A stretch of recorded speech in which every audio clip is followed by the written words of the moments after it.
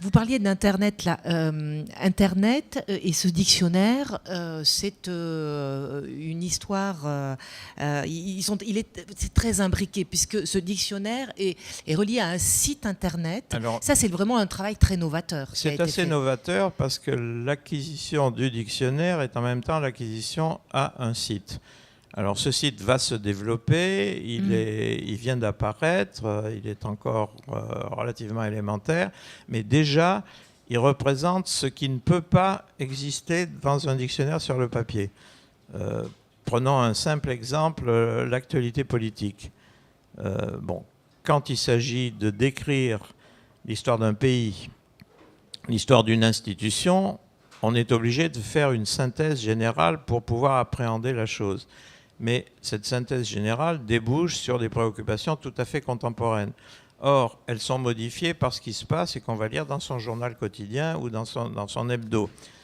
Et un dictionnaire ne peut pas travailler comme un hebdomadaire, on le comprend très bien, c'est absolument pas possible. En revanche, on peut très bien penser à une actualisation raisonnable, c'est-à-dire mensuelle, par exemple, sur un site Internet.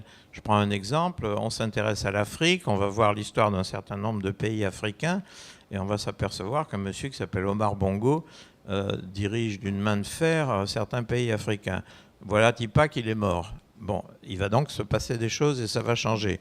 Alors, il ne s'agit pas de faire des prophéties, parce que ça serait grotesque, et il ne s'agit même pas, dans un dictionnaire de ce type, d'actualiser en disant on va vous reprendre votre dictionnaire, puis rajouter un petit codicile pour dire voilà, la situation est changée, on peut s'attendre à des modifications parce qu'un chef d'État est mort. Et ça serait vrai. Imaginons qu'il arrive un malheur au président Sarkozy ou au président Obama. Vous imaginez le chantier que ça serait. Il faudrait refaire complètement les dictionnaires.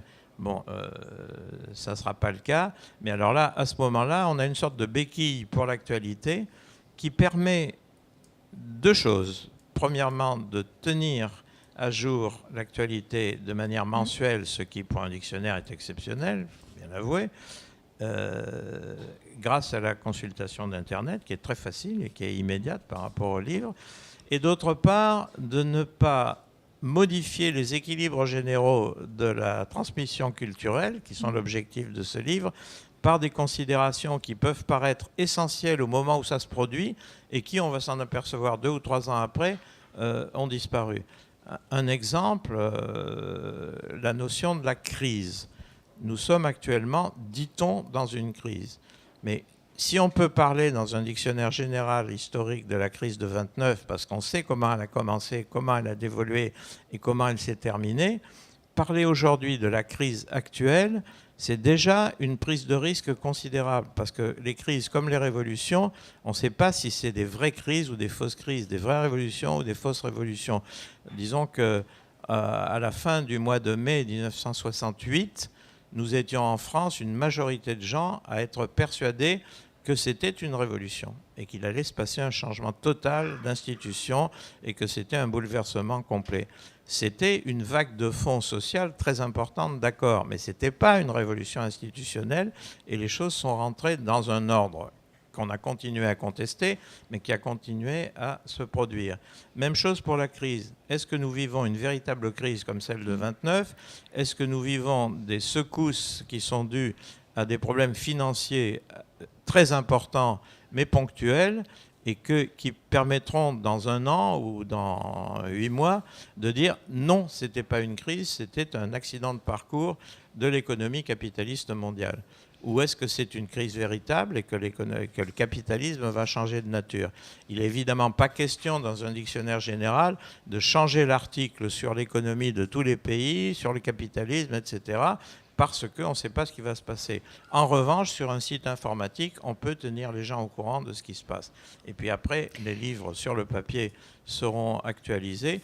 Imaginez ce qui se passerait si un dictionnaire culturel de ce type, culturel et familial, avait été publié en 1814, qui allait prévoir Waterloo l'année d'après, et la disparition de l'Empire et la réapparition de la royauté. Mais je vous ai posé la question tout à l'heure de ces 50 ans que vous avez passé au Robert à rédiger, à penser, à concevoir et à même rêver les dictionnaires de demain. Internet est arrivé, bon, évidemment, il y a quelques années. Je ne sais pas si lorsque vous avez commencé au Robert, vous faisiez des fiches manuscrites ou vous aviez déjà quelques ordinateurs. Quand j'ai commencé au Robert, la photocopie n'existait même pas. Je vais vous raconter une histoire. Il y avait un article, je me rappelle, c'était l'article chimie, oui, que quelqu'un avait pris au moins 15 jours à rédiger, avec des renvois, des tableaux, des machins, des définitions, l'évolution du mot, son origine qui est extrêmement mystérieuse, qui remonte à l'Égypte antique, etc. Et coup de vent, nous étions à Casablanca, car le dictionnaire se rédigeait là-bas à cette époque. Coup de vent, le truc passe par la fenêtre et s'en va. Rien, pas de double, pas de photocopie, il n'y avait pas de photocopieuse, ça n'existait pas. Bon, alors évidemment, on est sorti en catastrophe et on a fini par retrouver le truc dans la cour intérieure de l'immeuble. Ouf, parce que sans ça, il aurait fallu recommencer le travail. Bon, évidemment qu'aujourd'hui, avec Internet, avec la photocopieuse, qui sont devenus d'une complexité invraisemblable, ce qui fait que ça, faut être quasiment ingénieur pour les faire bien marcher maintenant, ce qui est un autre problème. Les choses ont complètement changé. Mais il est vrai que l'apparition d'Internet en tant que, disons, garantie de la stabilité du texte, garantie de la qualité des renvois, parce qu'on peut tout indexer, garantie de la fabrication interne d'une typographie complètement contrôlée, ça a changé considérablement les conditions et ça les a beaucoup facilitées d'une certaine manière. Et puis ça les a compliquées aussi parce que du coup l'information devient absolument gigantesque. Et ce qui, quand on avait 200 000 fiches, on avait l'impression d'être les plus riches du monde. Et maintenant, avec Internet, on peut avoir 20 millions d'occurrences immédiatement. Donc les choses ont totalement changé. Mais la transmission du savoir, elle, n'a pas changé. C'est toujours la même histoire, c'est-à-dire que la technique va plus vite que les mœurs et la morale. Donc il s'agit de construire un pont entre les deux et de faire servir la technique à une évolution des connaissances qui soit raisonnable et qui ne dépasse pas les capacités humaines. Parce que la machine est capable de choses insensées. Je veux dire que quand on met un texte comme celui-ci en informatique, la machine le lit en quelques secondes. Elle va lire la totalité des caractères du texte en quelques secondes. Donc elle peut indexer n'importe quoi. Elle peut vous faire retrouver un mot à lequel vous n'aviez pas pensé uniquement par le nombre de lettres et par la première et la dernière, des choses de ce genre. Ce qui fait que c'est même plus la peine maintenant de se casser la tête pour faire des mots croisés.